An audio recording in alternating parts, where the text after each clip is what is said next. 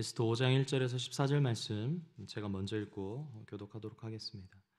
제3일에 에스더가 왕후의 예복을 입고 왕궁안 뜰 곧 어전 맞은편에 서니 왕이 어전에서 전문을 대하여 왕자에 앉았다가 왕후 에스더가 뜰에 선 것을 본즉 매우 사랑스러움으로 손에 잡았던 금규를 그에게 내미니 에스더가 가까이 가서 그 끝을 만진지라.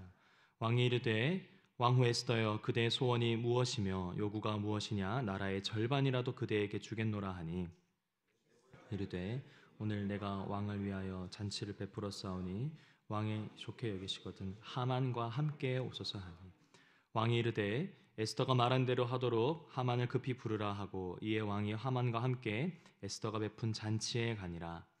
잔치에 술을 마실 때 왕이 에스더에게 이르되 그대의 소청이 무엇이뇨 곧 허락하겠노라. 그대의 요구가 무엇이뇨 나라의 절반이라 할지라도 시행하겠노라 하니 에스더가 대답하여 이르되 나의 소청 나의 요구가 이러하니이다. 내가 만일 왕의 목전에서 은혜를 입었고 왕이 내 소청을 허락하시며 내 요구를 시행하시기를 좋게 여기시면 내가 왕과 하만을 위하여 베푸는 잔치에 또 오소서.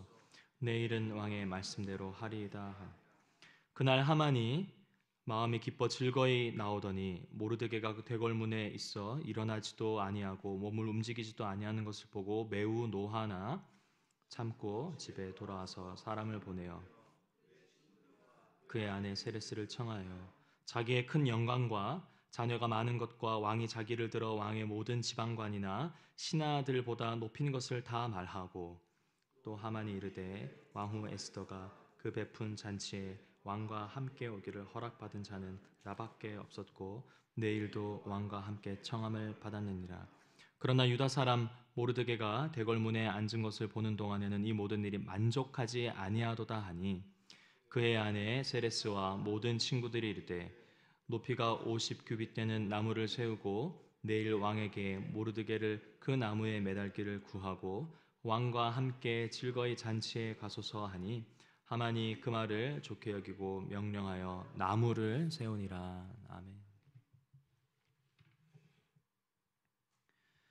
어제 본문 4장에서는 에스더가 죽으면 죽으리이다 라는 각오로 민족을 위해 자신의 생명을 드릴 결단을 내리지 않았습니까? 그녀는 금식과 기도를 통해서 하나님의 일하심을 구했는데요. 오늘 마침내 이 에스더가 왕 앞에 서게 됩니다. 하나님이 과연 정말 어떻게 일하실지가 참 기대가 되는 대목인데요. 2절에 보시면 왕후 에스더가 뜰에 선 것을 본즉 매우 사랑스러움으로 손에 잡았던 금규를 그에게 내미니 이 에스더를 본 왕의 심정이 어떻다고요? 에스더를 보니 매우 사랑스럽다라고 이야기합니다. 이 표현은 사실 에스더 2장 15절과 17절에 이미 한 번씩 더 등장했던 표현입니다. 처음 에스더가 왕 앞에 나왔을 때 왕이 그녀를 다른 어떤 여인들보다 더 사랑스럽게 여겼던 그 표현이 다시 한 번 더 등장한 겁니다. 이 대목을 보시고 에스더가 예쁘니까 뭐 당연하지. 그게 뭐 어때서라고 단순히 여길 수도 있으시지만 에스더가 왕후로 간택되기 전에는 그 시기가 아하수에로 왕 제7년 10월 정도라고 합니다. 그리고 오늘 장면의 시간대는 왕의 제12년 1월 정도로 추정하고 있는데 그러니까 약 4년 3개월이 지난 때입니다. 4년이나 지났는데 왕은 에스더를 보고 어땠다고요? 처음 자신의 마음을 흔들었던 그 마음, 처음 사랑에 빠졌던 그 시선으로 에스더를 보고 있는 거죠. 흔히들 이성 간의 사랑에 빠진다라는 그 감정의 유효기간은 다들 아시겠지만 6개월에서 길게는 2년 정도라고 합니다. 이 기간에는 상대의 결점도 어떻게 보이죠? 매력적으로 보입니다. 그거는 내가 얼마든지 메꿀 수 있는 오히려 더 잘 맞는 것 같은데 라는 착각에 빠지는 그때인 거죠. 이 기간에는 도파민이나 옥시토신 같은 것들이 뇌의 호르몬 분비로 인해서 이렇게 잘 생긴다고 이렇게 흘러나온다고 하는데 그래서 어른들이 옛날 하셨던 말씀이 있지 않습니까? 눈에 뭐가 씌었다고요? 콩깍지 씌우는 기간이 딱 맞는 말이죠. 그런데 4년이 지난 뒤에 왕의 눈에 에스더가 처음 보았던 그때 그 모습으로 아름답고 사랑스럽게 보였다는 거죠. 아무도 안 놀라시는데요. 저나 여러분들이나 가끔씩 일어나는 일이니까 이렇게 덤덤하신 거죠. 어쨌든 제가 드리고 싶은 말씀은 뭐냐면 하나님의 역사하심이 오늘 어떻게 일어났냐는 겁니다. 하나님은 어디에서 어떻게 역사하셨습니까? 하나님은 다름 아닌 아하수에로 왕의 마음에 역사하신 것입니다. 생명의 주관자 되신 하나님은 이 간교한 하만을 간밤에 죽이지 않으셨습니다. 전능하신 하나님은 그분의 권능으로 패권국인 페르시아를 멸망시키지도 않으셨습니다. 오늘 본문에서 하나님은 산을 뽑아 바다로 내던지게끔 그분의 권능을 행하시지도 않으셨고 재앙을 내려 나라를 망하게 하지도 않으셨습니다. 하나님은 왕의 마음에, 사람의 마음에 역사하신 것이죠. 죽음을 각오하며 모든 유대인들의 운명이 자신에게 달려있다라는 그 비장함이 나오는 에스더를 보고 어떻게 아하수에로 왕은 자신이 그녀를 처음 만났을 때의 모습을 떠올리면서 사랑스럽게 여길 수 있겠습니까? 잠언 21장 1절에 왕의 마음이 여호와의 손에 있음이 마치 흐르는 물과 같아서 그가 임의로 인도하시는도다. 잠언 말씀은 뭐라고 합니까? 왕의 마음이 여호와의 손에 있다고 합니다. 그 하나님이 왕의 마음을 어떻게 해요? 임의로, 하나님 뜻대로 왕을 인도하신다는 것이죠.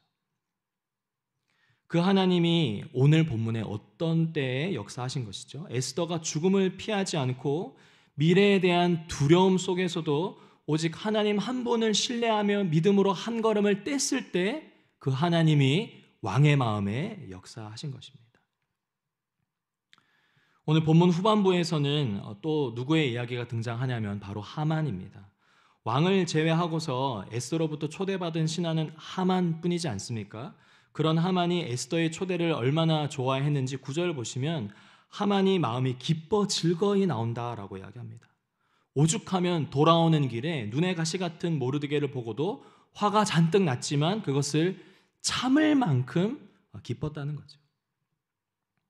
이후에 하만은 그의 아내와 대화를 나누면서 세상 속에서 사실 이 국가 내에 자신이 얼마나 힘이 있는 존재인지를 아내에게 자랑합니다. 또 자신보다 더 높은 자리에 있는 신하들은 없다고, 심지어 왕의 잔치에 왕과 함께 초대받은 사람 또한 자기뿐이라고 이야기를 하죠. 근데 이 말이 과장입니까? 사실입니다. 하만은 자신에게 찾아온 기회를 놓치지 않았고요. 자신의 정적이 될 만한 자는 온갖 술수로 제거하려고 합니다. 파죽 지세의 기세로 왕 바로 아래 위치까지 올라간 것이죠. 그리고 그 힘과 지위를 이용해서 자신을 거역하는 모르드게를 긴 장대에 매달아 죽이려고 계획까지 세웁니다. 전형적인 악인의 모습입니다. 그리고 또 저희가 세상 가운데 흔하게 만나게 되는 사람들의 모습이기도 합니다.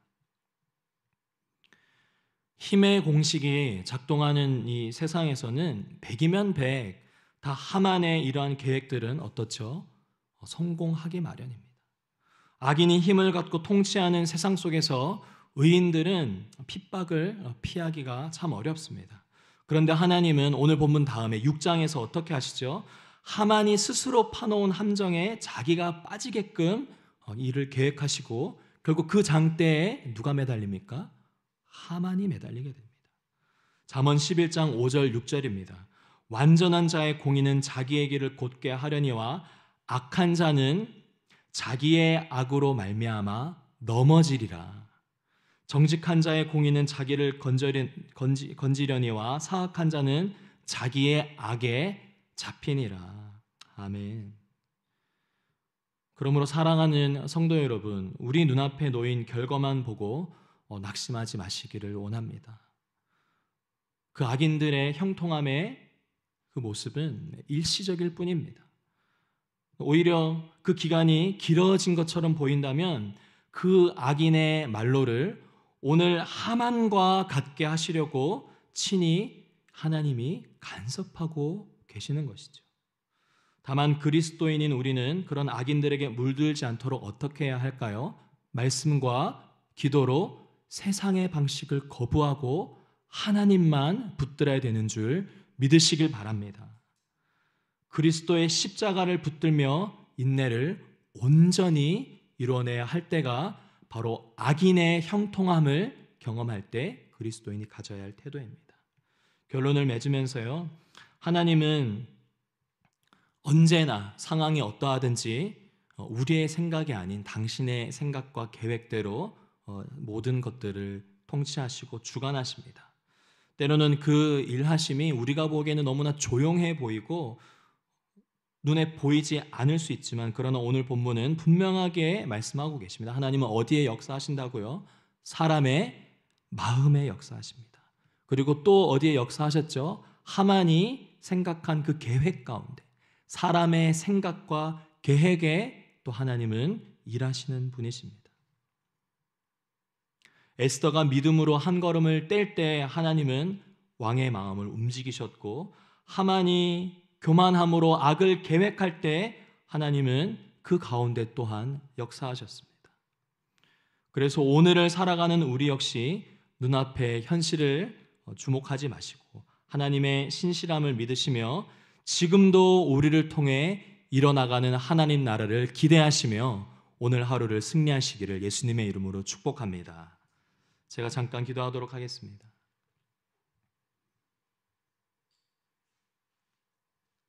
하나님 아버지, 죽음을 각오한 에스더의 그 믿음 위에 역사하셔서 왕의 마음을 움직이신 그 주님의 역사하심이 오늘 우리의 삶 가운데서도 일어나기를 간절히 소원합니다. 그 하나님을 신뢰하며 눈앞의 현실에 낙심하지 않게 하시고 말씀과 기도로 세상과 구별되어 고난 가운데 온전히 주님만 붙들 수 있도록 성령께서 친히 역사하여 주시옵소서. 특별히 하나님의 놀라운 그 행하신 일들을 기도하며 인내하는 성도님들이 있습니다. 가장 좋은 때에 가장 좋은 방법으로 하나님이 일하실 수 있도록 우리의 생각과 계획, 그리고 세상의 힘과 방법을 의지하지 않고 오직 주님만 신뢰하는 모든 수지의 본교회 성도님들 되게 하여 주시옵소서. 그렇게 행하실 주님께 감사드리며 예수님의 이름으로 기도드립니다. 아멘. 우리 두 가지 기도 제목으로 함께 기도하길 원합니다. 먼저는 말씀을 묵상하시면서 우리 자신을 위해서 기도하실 텐데요. 주님, 세상에 크게 보이지만 그러나 에스더의 결단을 따라서 믿음의 한 걸음을 걷는 제가 되게 하여 주시옵소서. 다른 그 어떠한 것에 역사하시는 것이 아니라 우리의 마음과 생각 가운데 친히 역사하셔서 하나님의 살아계심을 경험하는 제가 되게 해달라고 우리 자신을 위해서 기도하시고, 또 두 번째는 내일 청년부에서 진행되는 성년의 날 행사를 위해서 함께 기도하기를 원합니다. 주님, 그렇게 거룩함으로써 청년의 때를 온전히 하나님 앞에 드릴 수 있는 귀한 청년들 되게 해달라고 우리 자기 자신과 청년들을 위해서 함께 기도하시고 개인 기도 제목으로 하나님께 나아가도록 하겠습니다. 기도하겠습니다. 좋으신 하나님, 오늘 말씀을 통해 주님 나의 생각과 방법으로 나의 계획과 또 나의 그림을 따라 일하시는 하나님이 아니라 주님 왕의 마음에 친히 역사하셔서 하나님 나라를 이루어 가시는 그 말씀을 보게 됩니다.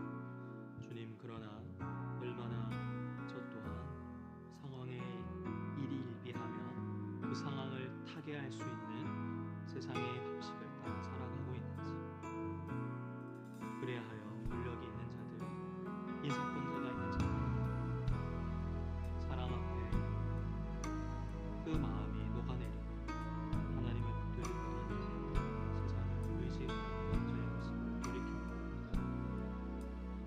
주님, 그러나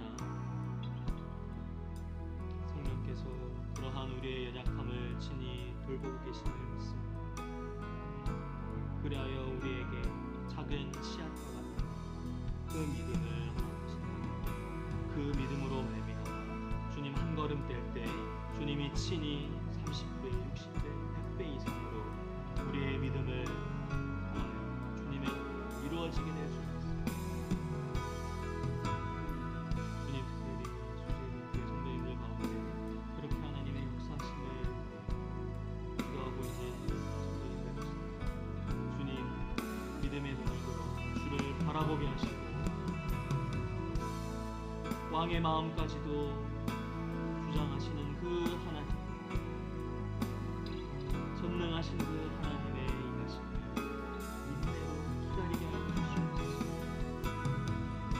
그리하여 끝내 악인은 자기의 꾀에 빠지게 하시고 의인의 그 형통함을 영원히 보장하시고 그 최종의 그 앞에